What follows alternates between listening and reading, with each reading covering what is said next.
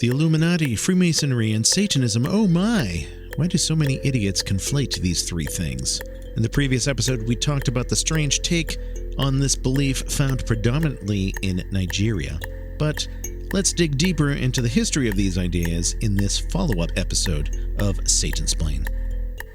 Well, it's not Satan worship, it's Satanism. It's embracing the life-enriching things which have traditionally been given the devil's name. Pride, lust, earthly success, rational self-interest, atheism, humor, nonconformity, science, a passion for living, being selective about whom we love. We don't see these as shameful sins, but empowering ideals. And we also recognize the psychological power and fun of symbolism and aesthetics, so we utilize Satan as mythology's most fitting mascot for what we're about. Satansplain, Satanic Talk with Church of Satan Magister Bill M. Magister Bill M. here with Satansplain. If you spent any time online trying to find information on Satanism, or even offline for that matter, you've no doubt run across conspiracy theories about Satanism. One of these is about the claim that various world leaders are Satanists, that they're part of the Illuminati, an oligarchy that secretly controls everything in the world. Well, controls everything except conspiracy theory websites, of course. But somehow fraternal organizations get mixed in with all of this as well. Organizations like the Shriners, the Elks, and especially the Freemasons. You know, those guys, Shriners, Elks, Freemasons, basically older guys in the neighborhood who do philanthropy and have their own temples, which are not actual temples of worship, but really just function halls. They usually rent out for Boy Scout banquets and bat mitzvahs when they're not playing cards or holding bingo night there. Somehow they're supposedly involved in all of this. And then you have seemingly thousands of people in Nigeria, of all countries, who are overly excited about all of this. So what exactly is going on here? Well, I've written a little bit about this in the past, but I wanted to do a full dive into this topic. And it reached the point where I realized I couldn't really cram it into one single episode. It made more sense to span it into 2 episodes. So in the previous episode of Satansplain, I focused on Nigeria. The reasons for that being there's a specific phenomenon of people contacting the Church of Satan or contacting any social media page or website with Satan or devil in the title, for that matter, and asking us how they can join the Illuminati and become a rich person. And as I explained in that episode, these sorts of messages don't always come from Nigeria, but all the messages we get from Nigeria are those kind of messages. So in part 1, the previous episode, I started off with a message directly for these types of people to explain why they're mistaken, and then I followed up with an examination of Nigeria and why I suspect most of these emails come from Nigeria. So now in part 2, I would like to dive deeper into the topic of the Freemasons, the Illuminati, and why on earth people conflate these things with Satanism.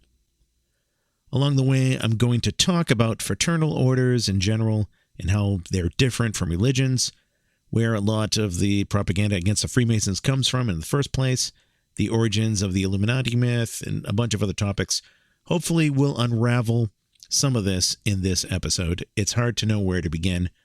There is a lot I want to talk about, and admittedly, I may be jumping from one topic to the next, so in the YouTube upload of this episode, I'm going to try my best to put in chapter breaks for the different topics as they come up. Hopefully that will make it easier to navigate if you want to go and re-listen to some part or pause it somewhere and want to know where to return. If you really, really want a TLDL, too long didn't listen summary of the main points I am going to make in this episode, well, I'll give you 4 of them. 1, there was an actual group called the Illuminati, but they do not exist anymore. Point number 2, yes, there are rich and powerful people who may be conspiring to do things, and they may form a clique or throw social events with other rich and powerful people, but to try to call that a devil-worshipping, baby-eating group called the Illuminati is stretching the point. We'll talk about that bogus conspiracy theory as well.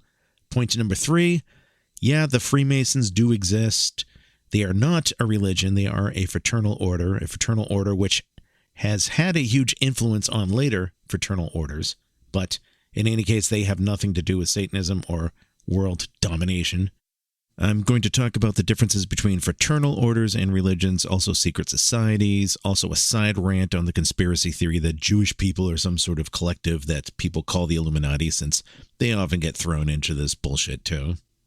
And finally, point number 4 I'm going to make in this episode is that there are some theatrical elements of satanic ritual and other occult rituals for that matter, which do resemble some of the rituals of fraternal orders, at least in some superficial ways. But that's not because the Freemasons are satanic. Again, they are not. If anything, it is the other way around. Some of the ceremonial props and calls found in the standard satanic ritual were adopted from older occult groups like the OTO or the Golden Dawn, and those groups in turn got some of their ceremonial trappings from Freemasonry, kinda, sorta.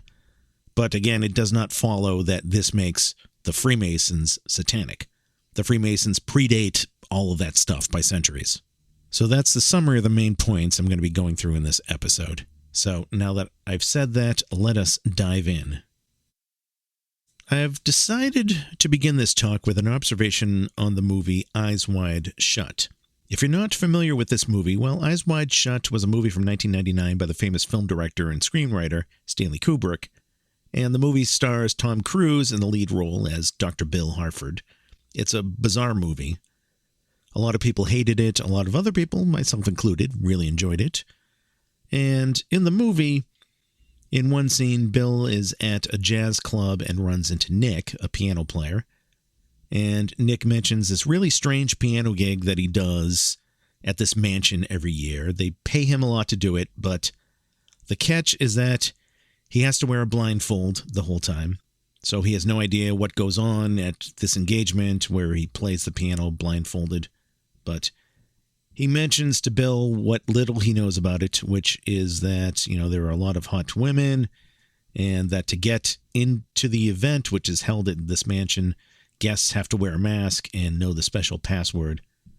So Bill, again, that's Tom Cruise's character, he hears all of this and he is intrigued. He gets the password off of Nick, grabs a mask from a costume store, and manages to get into the secret event. And what he sees is about 100 people in masks. There are naked women. There are people in robes. There's this ominous chanting. I won't go into more detail, but here is why I bring all of this up. In many of the reviews I've seen for Eyes Wide Shut, whether they're from critics or casual moviegoers, they describe this scene as a satanic ritual. And in reality, there's nothing in the movie that indicates that this is a satanic ritual, really. In fact, we are never told in the movie what this ritual is about or who these people in the masks are. All we know in the movie is that Bill has snuck into this very private and secret event where he wasn't invited and he shouldn't be there, and he gets himself into trouble for it. So this begs the question, why do so many people watch this movie and describe that scene as a satanic ritual when it isn't? And when, again, we're not told what it's about. It's not just factually not a satanic ritual. It's not something you'll find in the book, The Satanic Rituals, for example.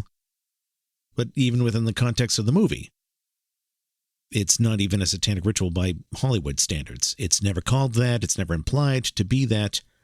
We don't know what it is. We're never told. So why the conclusion that it's satanic? Well, my theory here is that the conflations people make with this scene in the movie and Satanism are very similar to the conflations that many ignorant people, many conspiracy theorists make between Satanism and Freemasonry and the Illuminati and so on. We're going to get into all of that, including where these sorts of ideas come from and my guesses as to why these beliefs seem particularly bad in Nigeria, to the point where citizens of Nigeria have been contacting the Church of Satan for years with requests to join the Illuminati. I've covered more of that in part 1. But before we get into the rest, whether you're listening to the show right now on YouTube, Spotify, or Audible, Google Podcasts, Apple Podcasts, Stitcher, or wherever, please give this a like or a good rating where applicable if you enjoy the show. Also subscribe and like Satansplain on YouTube and elsewhere where applicable. I appreciate that. Of course, you can also listen to Satansplain right on the main website, which is satansplain.com. You can email me. bill@satansplain.com is the email address. Going back to the scene in Eyes Wide Shut, what do we see? Well, if you haven't seen the movie, you can search online and easily find still shots or video clips of this scene.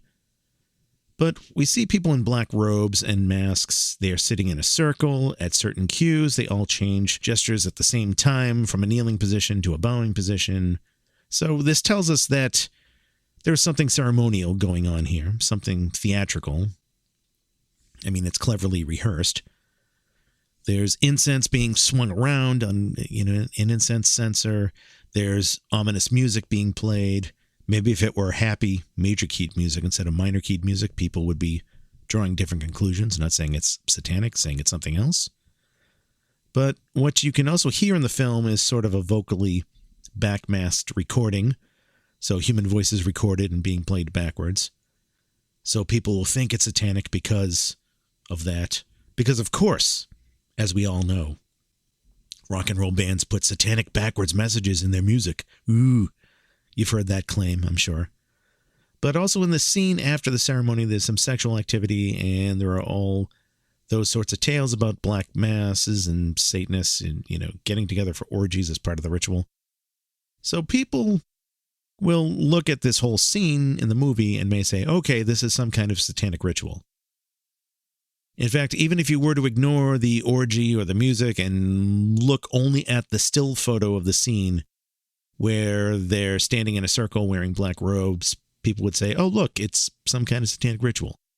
Even though, again, we don't know this. We're never told who these strange secret people in the robes are or what they're doing or why. Now, a cliche phrase you often hear from people, especially conspiracy theorists, is, well, if it looks like a duck and it walks like a duck and it quacks like a duck, LOL, you know. And this is a cliche phrase known as the duck test. The idea is that if something has several characteristics of something, then you should conclude it really is that thing, even if somebody is trying to describe it as something else, or is trying to make it more complicated than it really is. So the duck test is kind of seen as an Occam's razor test, if you will. And as a Satanist, I could say, yeah, the duck test in general is sometimes a way to cut through people who may be selling you an idea that's buried in euphemisms or whatever. When you see Christians and conspiracy theorists use it, though, as an argument, the logic typically doesn't work. And that's because sometimes a set of characteristics can describe more than one thing. I mean, I could say, well, I have a giraffe in my living room, and my friend doubts me, so I say, well, it's brown and spotted like a giraffe. It's silent like a giraffe. It's wide like a giraffe. It has 4 legs like a giraffe. After which my friend says, Bill, you're just describing your living room couch. It's spotted brown. It doesn't talk. It has 4 legs, and so on. That just doesn't make it a giraffe. Sorry. Yet we do see Christians doing this sort of thing with Satanism. We especially saw it during the satanic panic hysteria of the 1980s. You would say, oh, look, these people have robes and candles. They must be Satanists. Or, oh, these other teenagers draw pentagrams on the walls. They're Satanists. Or, oh, here's a mysterious symbol I don't understand. It must be a satanic symbol. I remember even in 2005 or so, when Hurricane Katrina had taken out half of New Orleans, there were some people reporting strange satanic symbols painted on the houses in their neighborhood.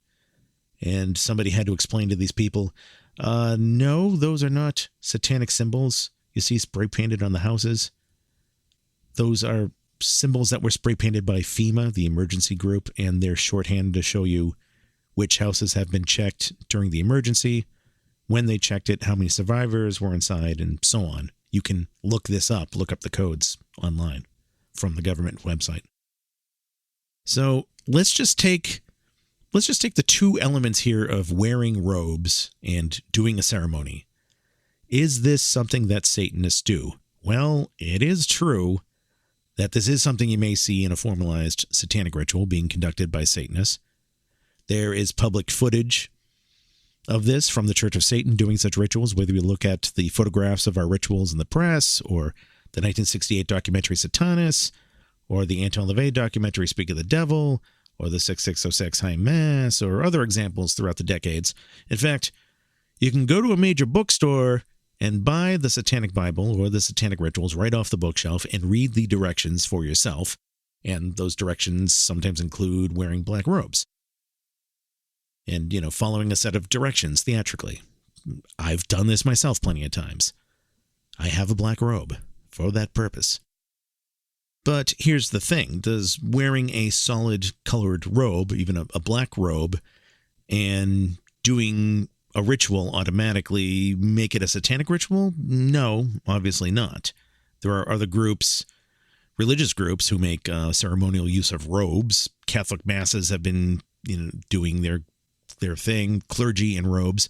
Buddhists have orange robes. Even outside of religion, we see robes being used for ceremonial but secular contexts, non-religious contexts.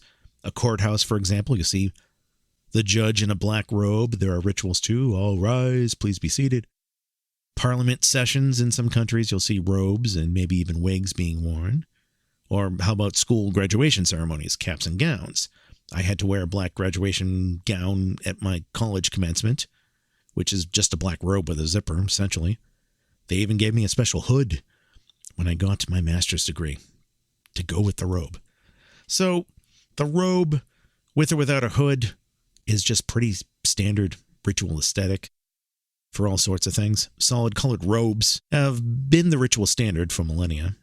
As for why robes, well, there's tradition for tradition's sake, but I would imagine this one-piece, one-size-fits-all garment, the robe, is handy. It can be thrown on over any type of clothes. It's convenient, easy to make, one color, simple enough. It's loose enough, whether you're sitting or standing. And as I mentioned in a previous episode of Satansplain, rituals are partially about setting up a situation that's different from the day-to-day monotonous world. You're doing something outside of the norm, and dress can certainly play a big role in that. If you have special garments for special occasions, something noticeable enough to command attention, but simple enough not to be a complete distraction. So it seems, once again, robes fit in nicely with that. Now, if you're one of those holy rollers who is going to say that Catholics and Buddhists are Satanists too, and that, in fact, anybody who's not a Baptist or whatever your particular sect of Christianity is a Satanist, then I don't know what to tell you. You're delusional. You're stretching the definition of Satanist to include just about everything, in which case you're incapable of having an objective conversation on this topic. So I don't know why you would be listening anyway. Otherwise, yeah, robes are pretty standard ritual fare. I'm sure some people out there may be thinking, well, Bill, it was more than just robes in that scene in Eyes Wide Shut. Obviously, that looked more like a satanic ritual than a high school graduation does. Okay, fair enough. Satanic rituals, as well as occult rituals in general, have not only solid colored robes, but maybe black robes in particular. But, okay, what else? Besides the overtly satanic stuff like pentagrams, what else? Candles. You'll see that, in rituals. What makes a satanic ritual look different from graduation ceremony? Okay. Some other kind of dark lighting, strange symbols. Some of that does show up in graduation ceremonies. But, there are spoken words and phrases, call and responses, between the congregant leader and the congregation. Perhaps more specifically, declarations of solidarity. Now, all of these things I've just listed now, where else do we see those elements, or at least most of them? The answer is fraternal orders. By fraternal orders, I mean lodges, they're sometimes called.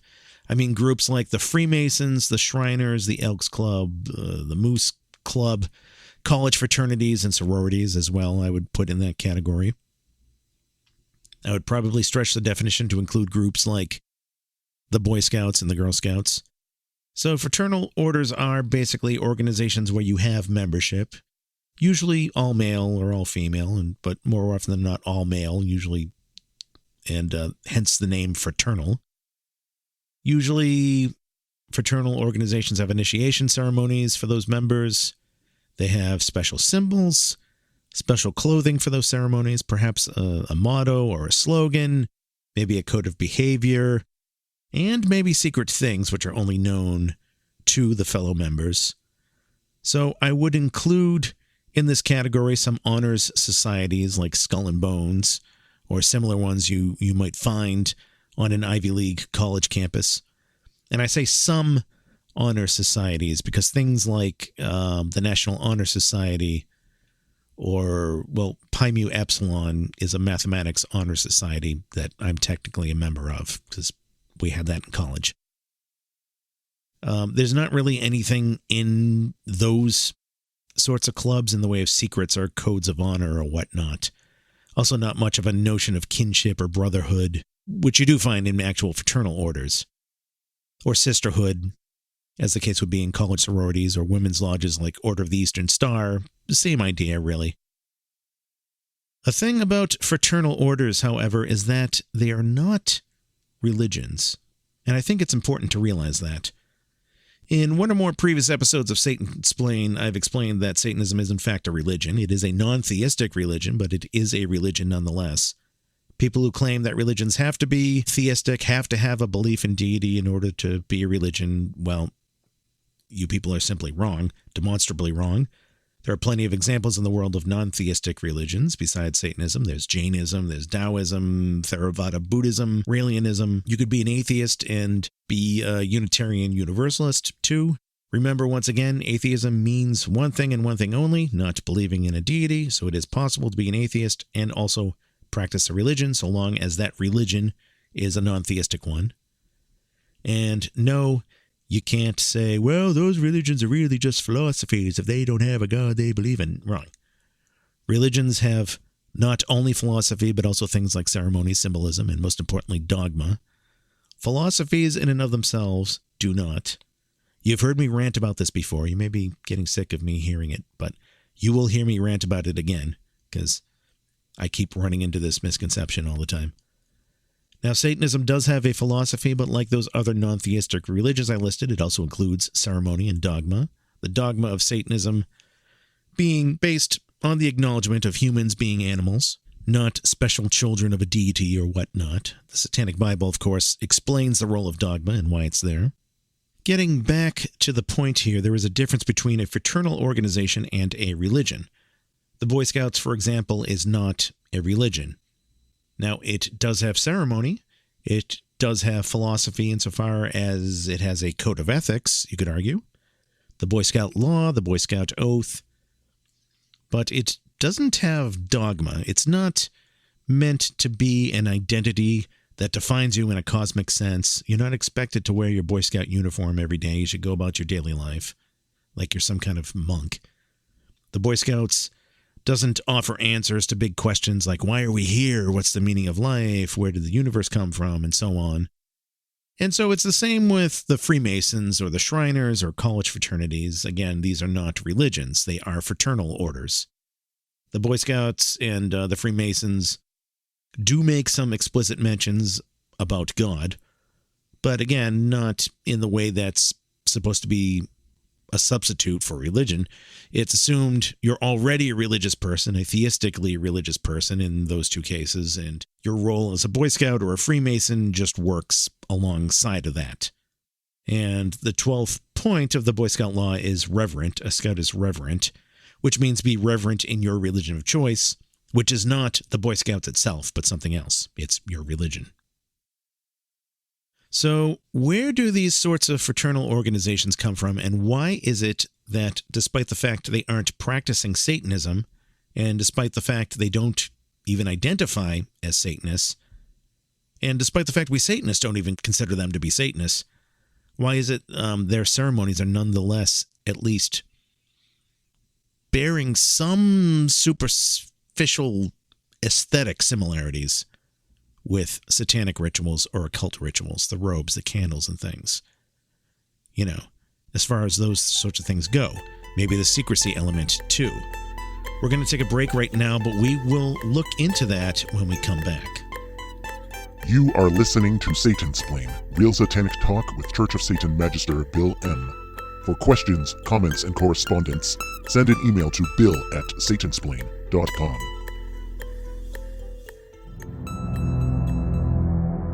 In 1966, Anton LaVey created the Church of Satan, marking the beginning of the Age of Fire and Year 1 Anno Satanas. In 1969, he published the Satanic Bible, codifying Satanism as a religion, the first time it's been done in human history. In the name of Satan, ruler of the earth, king of hell, come forth from the pit, bestow the blessings of hell upon us. For we are your children, and we invoke thee this night. In 2001, I was appointed High Priest of the Church of Satan. In 2007, I published the Satanic Scriptures, further defining and expanding on Satanic philosophy and greater magic ritual. Hail, Satan full of might! Hail, Satan full of might! Our allegiance is with thee! Our allegiance is with thee! Cursed are they! Cursed are they! The God adorers! The God adorers! And cursed are the worshippers! And cursed are the worshippers! Of the Nazarene eunuch! Of the Nazarene eunuch! For the past 50 years, the Church of Satan has stood as the sole organization to define and defend Satanism as a religion. And though pretenders to the infernal throne have come and gone, we have stood the test of time and will into the future. Visit churchofsatan.com for more information and read the Satanic Bible and the Satanic Scriptures. Knowledge is the solution for ignorance. Hail, Satan! Hail, Satan! Hail, Satan! Magister Bill M. here with Satansplain. Visit the official website, satansplain.com. You can listen to all of the previous Satansplain episodes there. We're also available on Spotify, YouTube, Google Podcasts, Apple Podcasts, and a slew of other places. We are also on Facebook and Twitter. You can drop me an email. bill@satansplain.com is the email address. So, before the break, I brought up the topic of fraternal organizations, or lodges as they're sometimes also called, and the question of where do these sorts of fraternal organizations come from and why, to the eyes of a layman, their sorts of rituals and satanic rituals might bear some resemblance, even if perhaps superficially. Well, as for where fraternal orders come from, there have been books upon books written on the topic. There are probably entire podcasts out there dedicated to that topic alone. So what I'm going to give you is probably a very oversimplified answer, but here we go. The practice of having groups like this largely seems to trace back to guilds, historically. By guilds, I mean groups of tradesmen who shared a certain skill. Back in the days when you had a certain skill or a trade, thousands of years ago, you used that to make money or to barter for goods. There was no way at the time to trademark or copyright those sorts of things. So from a purely business perspective, there was a need to keep trade secrets a secret. What sort of metals do you mix together to get this kind of sword? How do you create this type of medicine, and so on? So if things were, really easy to duplicate, you could lose your business. On top of that, you didn't have trade unions. You also may not have had government or religious programs that would take care of anybody. So as a practical means of self-preservation, some groups bonded over these sorts of commonalities to look out for each other. And this is where you get into the need of not only codes of honor and ethics, but secret signs. Secret ways a member could identify another member. Secret handshakes, secret passwords, secret meeting places, ways to speak in code about your trade, way to talk about the metal that goes into the swords you're making that you don't want other people to find out about, and so on. So as you can imagine, there were times when governments and churches that were in power didn't like seeing this kind of success without getting a cut, or without fully knowing what was going on behind closed doors, which really just made the secrecy all the more important. Well, when people in power see things they don't understand or don't know about, and they have a vested interest in discrediting you, then they will hunt you down, or let their imagination run wild about what goes on behind your closed doors, People do this all the time with things they don't know about even today. Regardless, one of these secretive trade guilds was a group of stonemasons. Because back in the day, you needed stones to make homes, to make buildings that would last for centuries, to make sculptures, to make churches and temples and bridges and roads and so on. So stonemasonry was definitely a skilled trade that was in demand, and this is where the Freemasons came from. You had a group of masons, stonemasons, people who were skilled in the art of doing things with stone. They wanted to keep those trades a secret, keep a business for themselves, and so, they developed this elaborate system with passwords and secret symbols and so on. And then over the centuries, the importance of being stonecutters or stonemasons fell by the side, but this general appeal prevailed.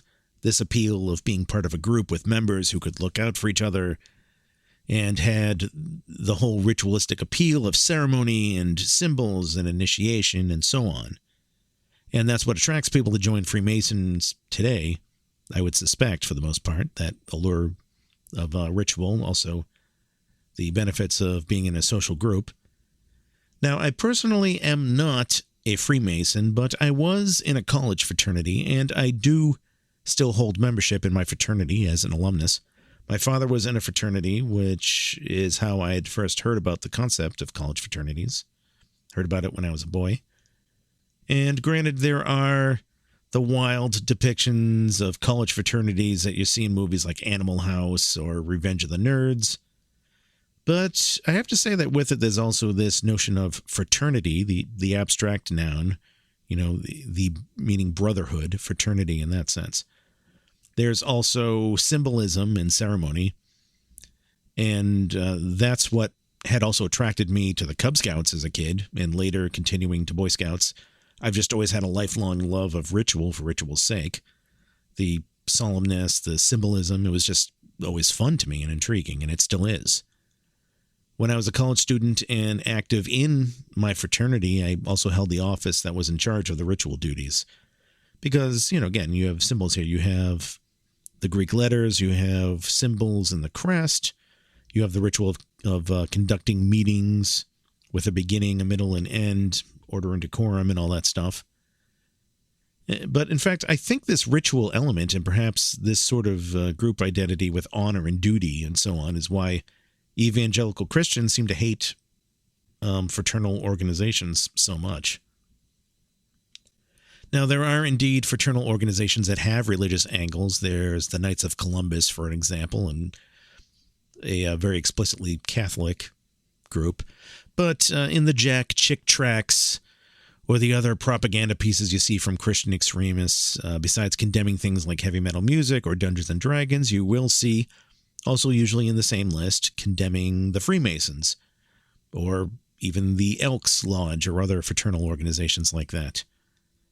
And I sincerely believe that the reason they do this is because the evangelicals just want a monopoly on things like ritualistic expression. Now, the Satanic Bible talks about the human need for ceremony and ritual, fantasy and enchantment. Religion has traditionally been the biggest provider of these things, but fraternal orders can provide those things too. In fact, I will go so far as to say that joining a college fraternity myself was something that had an effect on me religiously. Because you see, back in high school, as I've mentioned on the show before, I was a devout Wiccan. I was also dabbling in New Age stuff before that. I was looking into Eastern religions after that. I was always a religious person, really. So when I joined a fraternity and saw that I was provided ritual and intrigue and all that stuff, it made me realize, I guess those were the things that were attracting me to religion in the first place. It wasn't the dogma, it was the ritual and the ceremony and the symbolism and stuff. Oh, how about that? There are ways I can get my ritualistic kicks without having it packaged with supernatural dogma. So again, that was just my experience, but I can see why holy rollers would see people doing this and hate the competition. No, they'll scream, we want Christian churches to be the wholesale supplier of those things for people. So Anyway, I think that's one reason why some Christians may be happy to label the Freemasons as satanic. Another reason. But more on that later. One of the other elements that you'll find in fraternal organizations like the Freemasons is the element of secrecy. When you add the element of secrecy to the symbolism and the ceremony and stuff, it becomes even more intriguing. When it comes to fraternal organizations and secrecy, a term you may hear is secret society. A secret society is, just to use Wikipedia's quick description, a club or organization whose activities, events, inner functioning, or membership are concealed. The society may or may not attempt to conceal its existence. So when you go back to the trade guilds I talked about, you can see how these would fall into the category of secret societies. The Freemasons today will tell you that the Freemasons are not a secret society, but more accurately a society with secrets. So what on earth do they mean by that? Well, I would say it means that they are not an organization that's completely hidden away. I mean, they're in the phone book, they're in the yellow pages. I know that description probably dates me, but you get what I'm saying. You can go look up a Masonic temple in your town. You can go there. You can talk to Freemasons. They wear the Mason rings out in public. You can see signs on the highway with the Freemason symbol saying this street was cleaned up and funded by the Freemasons and what have you. Now, do the Freemasons have secrets? Well, they do, but you got to realize that they're nothing earth-shattering. And this is what you have to understand about the secrets of Freemasons and the secrets of fraternal organizations in general. The secrets of the Freemasons, and for that matter, many other fraternal organizations they've had a huge influence on, whether they're college fraternities or honor societies like Skull and Bones and whatnot. The secrets they have are not secrets like, oh, this gold is buried below this World Bank, or here's a secret cure for cancer, or there's a secret camera in the White House. No, the secrets are things like, this is the secret handshake, or this is the secret knock, or the eagle in our fraternity's crest secretly stands for bravery. So in other words, they're secrets which are really of no use to anybody outside the organization.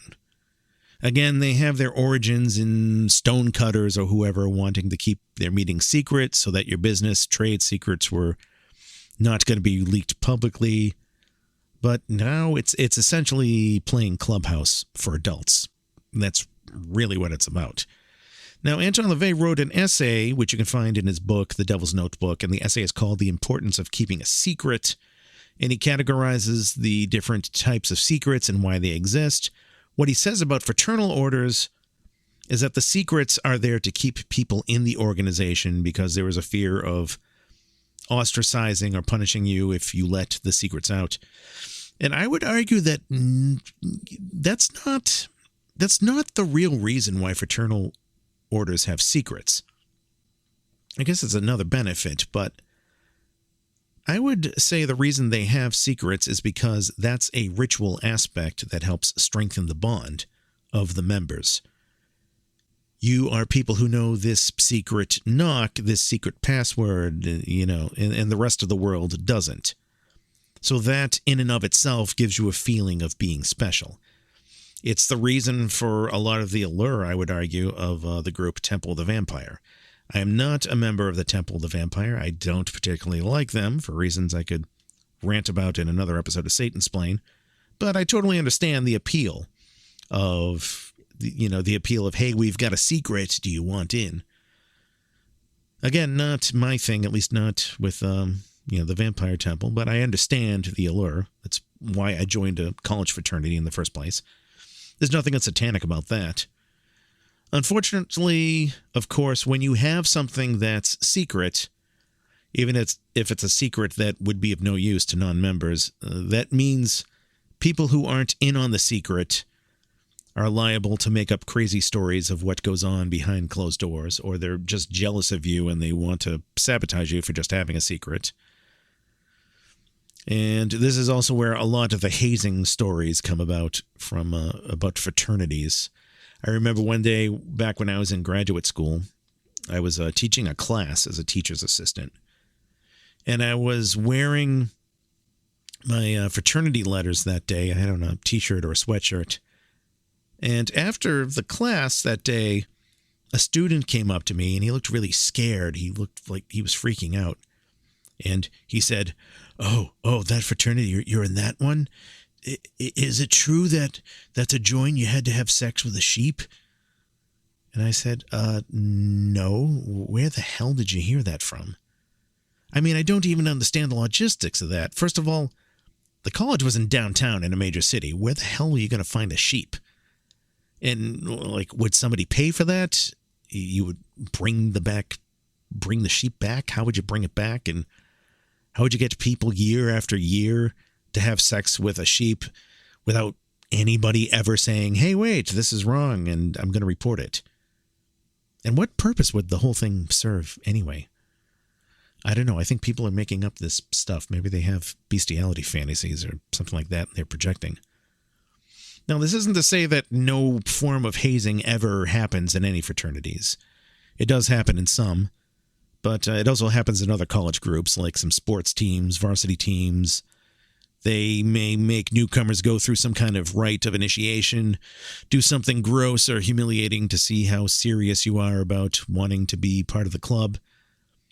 I still think that's stupid. Thankfully, I didn't have to do anything like that, but I think that speaks more to tribalism and human groupthink than anything else. Regardless, when you have secrecy, the rumors are going to get more ridiculous. And this brings us to this crazy idea that the Freemasons are devil worshippers, or that the Freemasons are the Illuminati, that there's some elite oligarchy that controls the world banks or whatever, or that the Clinton family and the Rothschilds or whoever are part of that same group and are secretly devil worshippers who worship the devil at Bohemian Grove. We know they meet there for some exclusive club, but we don't know what they do. So, again, rumors fly wild. Now, I mentioned Skull and Bones earlier. Some of you might remember the hoo-ha over Skull and Bones back in 2004 because there was the U.S. presidential election between George W. Bush and Senator John Kerry. And somebody had pointed out that both of these competing candidates were members of Skull and Bones, which was a secret society at Yale University where both of them had gone to college. And of course, the conspiracy theories came. Oh, what are the odds that both presidential candidates went to the same college and were part of the same planned, secret society? This is obviously some kind of secret kinship that they have. They planned this all along. So one of them would lose and the other takes control, and there's a skull in the name, so that means it's satanic too, yada, yada, yada. I remember hearing that at the time, and my response was, well, the odds are not really all that small when you consider that most of the people who are driven to eventually run for president are people who go to these Ivy League colleges where, yeah, they are able to get connections and stuff through their family, and they're also usually the people at the top of their class, which means that when they were students, they had high GPAs, which means the honor societies would want to have them as members. I mean, it's not like Skull and Bones is the only group like this. There are a ton of secret societies like this in colleges all over the U.S. and beyond. There's Skull and Bones, Cap and Skull, Skull Tomb, Skull and Key, the Order of Scroll and Key, the Owl Club. Their existence isn't really a secret. I had one of these at the college I went to. Now, fraternities, that is social fraternities, as they're sometimes called, like the one I was in. We have our secret stuff and our rituals, but we also had a house you could live in, where we also had our parties, of course. Groups like Skull and Bones are basically like college fraternities, but, without the frat house, more secrecy, and higher standards of initiation. They pick the sort of overachievers that you see often going into a career in politics. And the same sort of thing with Bohemian Grove. They're not some secret occult group of devil worshippers. It's a gentleman's club. It's a club for snooty rich people who just want to rub shoulders with other snooty rich people. It has much more in common with Disney's Club 33 than the occult. Now, I know there are conspiracy theorists who will say, aha, you just admitted that there are powerful people in the world who meet together, and so, hey, that's the Illuminati by definition. To which I say, no, you're just throwing a label and mysticism and rumor on a clump of unrelated facts and tossing in more unrelated things into the mix. And this is the difference between conspiracy and conspiracy theory. Are there certain individuals in the world who hold a lot of power to control things in the government and the economy and everything, conspiring to exert that power in ways you and I, the plebs, may find undesirable? Sure, I can believe that. If you want to talk about what George Soros is doing, or Bill Gates, or the Rothschild family, or BlackRock, or the World Economic Forum, or what Jeffrey Epstein was doing, or verified cases of human trafficking, or as Alex Jones would say, talk about the people who want globalism versus popularism, then yeah, sure. In all those cases, we can have those conversations. I can have that conversation with you. I will not deny that there is some crooked stuff going on in the world. Conspiracies certainly exist. But you see, you lose me when you then make the leap from that stuff to, oh, and all of these people are devil-worshipping Satanists who eat babies and have put fluoride in the water to increase the homosexual population and are socially engineering transgenderism to destroy the family unit, and there's a special initiation ceremony, and they insert microchips, and no. You lose me when you make that U-turn. Personally, I think George Carlin put it best. Back in 2001, he was on the Bill Maher show, Politically Incorrect, and he said, quote, "You don't need a formal conspiracy when interests converge. These people went to the same universities and fraternities. They're on the same board of directors. They're on the same country clubs. They have like interests.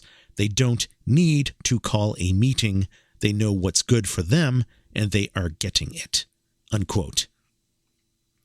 So in other words, this whole notion of a formal Illuminati with satanic rituals and all of that is not only unfounded, but it's unnecessary to explain the reality that, yeah, rich and powerful people often meet up with other rich and powerful people to make alliances and mutual deals. They have a club insofar as they have a clique, but that clique doesn't make it a secret society, complete with banners and initiations and the like. Of course, they also at times end up stabbing each other in the back or telling each other to fuck off. So, yeah, not much of a formal fraternal order. So, let's talk about the Illuminati, though. Where does this name, the Illuminati, come from? Was there, in fact, a real group called the Illuminati? And the answer is yes. So who were they exactly? Well, they were more specifically the Bavarian Illuminati. They were formed out of Bavaria in the late 1700s, like the Freemasons. They were an order of sorts, a fraternal order, though they were specifically opposed to superstition, to misinformation, and against the influence that the church was having in abusing state power at the time. So they were against theocracy. This Illuminati group was founded by Adam Weishaupt, who wanted to be a Freemason, but as the story goes, he found them too expensive, so he set up his own fraternal order with its own ethos and initiations and whatnot. You can look up all of this information if you want to know more, but long story short, secret societies were outlawed in Bavaria shortly after. The Bavarian Illuminati continued on for maybe a decade at most, but it died out. As you can imagine, though, being opponents of theocracy, well, what do churches do when they oppose what you do? The church calls you servants of the devil. And so I don't think it's too much of a surprise that when it came to the actual Illuminati, not to mention the Freemasons, and even earlier with the Knights Templar, whom I haven't even had a chance to talk about, the Knights Templar were a group that, among other things, created a form of banking. So that's one place where you get this connection to money or controlling money. But anyway, it's not surprising you get these accusations about being in league with the devil. In fact, these sorts of accusations go back even further in history, because a lot of the rumors laid against people like the Freemasons as well as Satanists were also made by Christians against Jewish people. Being in league with the devil. Well, Christians said the Jews were the ones who killed Jesus, so of course they would say this puts Jews in league with the devil. Controlling money? Well, yeah, Jews still get accused of that to this day. It has its origins, I think, in the fact that Jews in some Christian-dominated communities back in the day were not allowed to own property, but were allowed both legally and theologically to charge interest on investments. But now it's become this elaborate conspiracy theory. What are other accusations? The accusations of sacrificing animals. Well, we've heard that accusation of Satanists, and Jews had their special preparations for animals for kosher laws according to Hebrew scriptures, so Christians would probably jump to stupid conclusions about that too. And as for secret symbols, well, your average Gentile probably couldn't read Hebrew.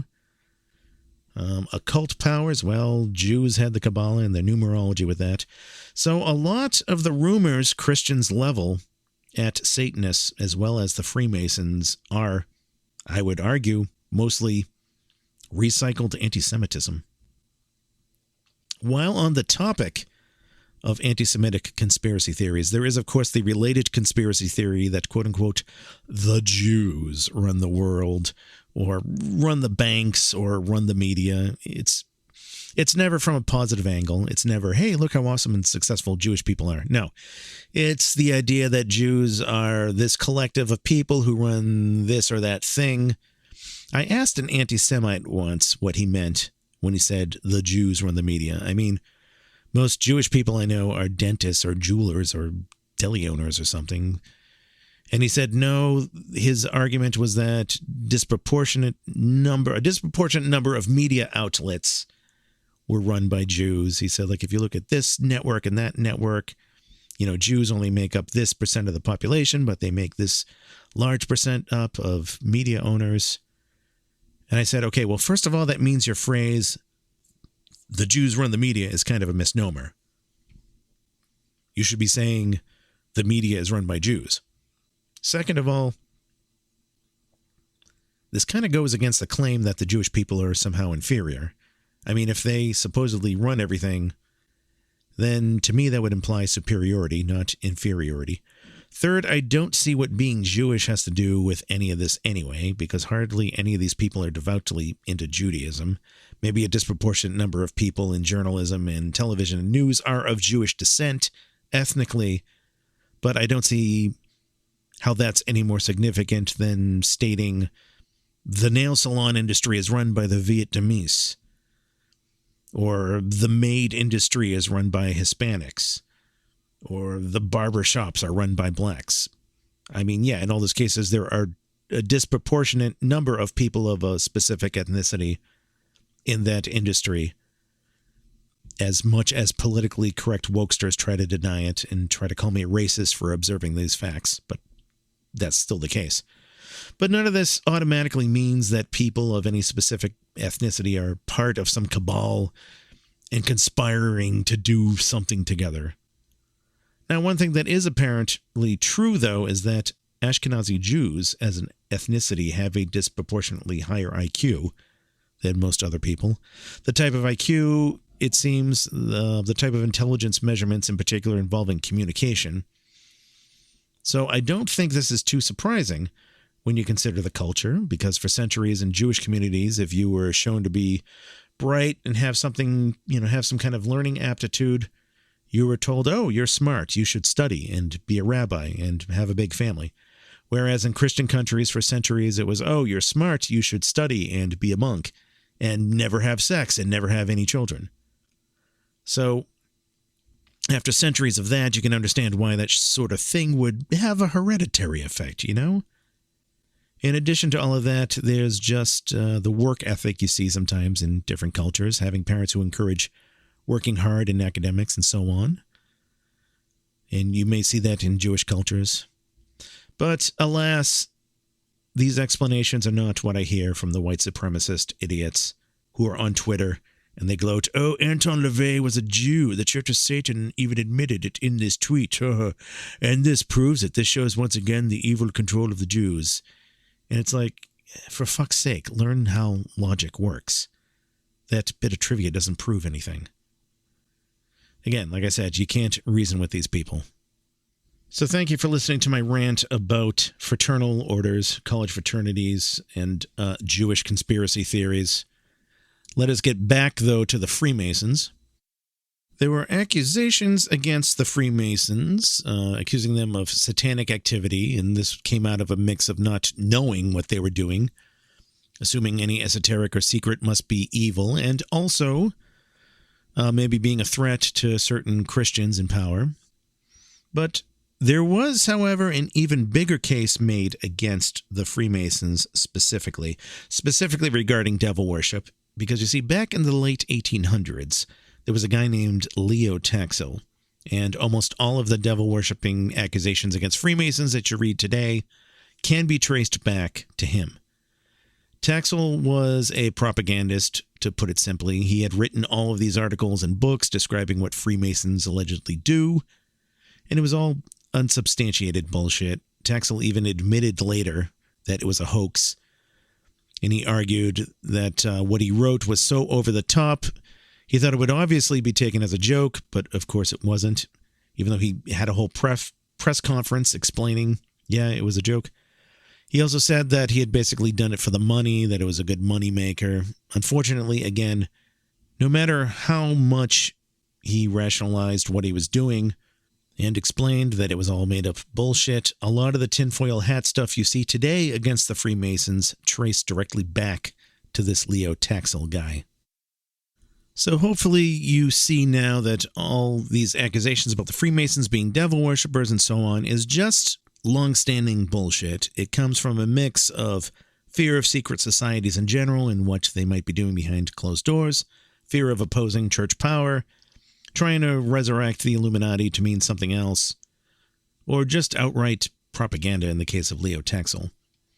But this begs the question, why do we see certain theatrical similarities in fraternal organizations like Freemasonry and the rituals seen in Satanism and occult groups? The black robes, the candles, the strange symbols, the bells, maybe a skull as a theatrical prop. It's not because the Freemasons are Satanists or devil worshippers or occultists, because they're not. You could point out that the satanic ritual is in some ways a blasphemous parody of the Catholic Mass. I mean, the Black Mass certainly is. That is a deliberate parody. But that isn't the main satanic ritual. LaVey also points out in the Satanic Bible that the Catholic Mass itself is already a sort of blasphemy of pagan rituals. These actions with bread and candles and bells and so on have their roots in pagan customs, which, like the pagan holidays, got essentially hijacked and appropriated by Christians. LaVey points out that the Black Mass is kind of a redundancy in that regard. You're kind of doing a parody of a parody. The reality is that all religions, all philosophies for that matter, borrow ideas from previous ones. Nobody is completely original. And as Satanists, we know this and we accept this. Anton LaVey had his influences, just like any other philosopher. He was quite open about his influences. No, his influences didn't really include Ayn Rand. I already covered that in detail in Satansplain episode number 4. Not that there'd be anything wrong with that if that were the case, but sorry, she wasn't. But when it comes to actual satanic ritual, in terms of the props and the basics, you could say that Anton LaVey took some of the traditional occult ideas and put them in a proper satanic context. So we do, for example, make use of the 4 cardinal directions and the 4 elements, but in a context that reflects the philosophical ideas. We don't cast a white circle on the floor, for example, since that implies wanting protection, and that's not what satanic ritual is about. But black candles, black robes, these sorts of things, I would argue, are strong occult archetypes that you can work with as a Satanist, and that's why they're part of what we do. Just before we get into the book of Belial, as you read in the Satanic Bible, The Book of Belials, that's that section of the Satanic Bible that's about ritual. Well, we find a chapter called The Black Mass. And this chapter goes into a brief history of the sorts of black magic and occult traditions and practices like that. There was still no actual religion calling itself Satanism before LaVey, but certain practices, you could say, at least theatrically, show up in Satanism's DNA, if you will. Hermetic Order of the Golden Dawn and Aleister Crowley's Order of the Silver Star, the Agentium Astrum, or AA, and then another group Crowley had involvement in, the OTO, Ordo Templi Orientis, the Order of Oriental Templars. So we have, for example, the Enochian Keys in the Satanic Bible. These go all the way back to John Dee and Edward Kelly, but got used by the Golden Dawn, and this is explicitly stated right in the Satanic Bible. We obviously don't view the Enochian Keys in a supernatural or sacred way, but we make them work within the context of what we do. And again, that's where they come from. Now, the Golden Dawn was a secret society, and guess whom it was founded by? Are you ready? 3 guys who were Freemasons. And as for the OTO, well, Crowley didn't found the OTO. It seems his biggest contribution was reshaping it to go more along the lines of his religion in Thelema, but originally the OTO was in fact supposed to be modeled after Freemasonry as well. We also see mentions in the same Satanic Bible chapter about the Hellfire Club, which wasn't necessarily a Freemason thing. There are a few different clubs under that name. The founder of one did go on to become a Freemason when his Hellfire Club was dissolved, but a lot of these were secret societies nonetheless. And just to be clear, the Church of Satan is not a secret society. You can go to a Barnes & Noble and find all of our books there. Our rituals are all there. We don't do some kind of secret initiations with them or have literature that you can only read once you become a certain rank. We do have a hierarchy, but, again, we're not an initiatory organization. We do have the optional baptism ceremony for Satanists who wish to commemorate their finding of Satanism in a ceremonial way, but again, it's not a sacrament. It's not an initiation thing that's inherently necessary in the religion. There wasn't a special secret initiation I had to go through to become a magister, for example. Some of us certainly do meet in private for practical reasons. We don't need to deal with all the Jesus freaks in the media and the like, but again, there isn't some sort of secret ritual all of our members show up to do that, is completely hidden from all non-members. Like I've said before, you can be a Church of Satan member and then even never talk to any other member. There's no obligation there. So again, Church of Satan is certainly not a fraternal order, but it's not a secret society either. So it could be argued that some of what you see in a satanic ritual has its roots in occult groups like the Golden Dawn or the OTO, and those in turn have borrowed approaches they got from the Freemasons. But to say that this makes the Freemasons satanic, it just doesn't logically follow. At best, you could say that maybe Satanism has a tiny bit of Freemasonry in its DNA, which exhibits itself theatrically in the ritual chamber.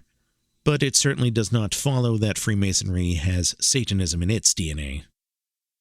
Again, I know that to a lot of stupid conspiracy theorists out there who don't understand logic, they will stupidly think that it does. But to make an analogy here, Elvis Presley was a musical influence on the Beatles. The Beatles were a musical influence on Black Sabbath. Black Sabbath was a musical influence on bands like Ministry. Ministry is industrial metal. Now, does that mean Elvis Presley was industrial metal? No. Does it mean Elvis Presley fans today are automatically industrial metal fans? No. Again, logic. Showing the logic through analogy. I think I've talked long enough now. This concludes my 2-part exploration into the supposed connections people believe about the Freemasons, the Illuminati, and Satanism. Hopefully you've learned something.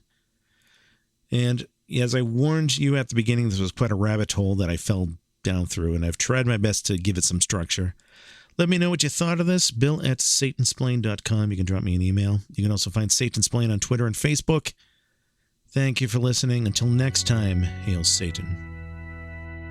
You have been listening to Satansplain. If you have enjoyed this episode, please give it a like and subscribe where available. For more information on the show, visit Satansplain.com. And to learn more about Satanism itself, visit churchofsatan.com. This episode, copyright 2022, Magister Bill M.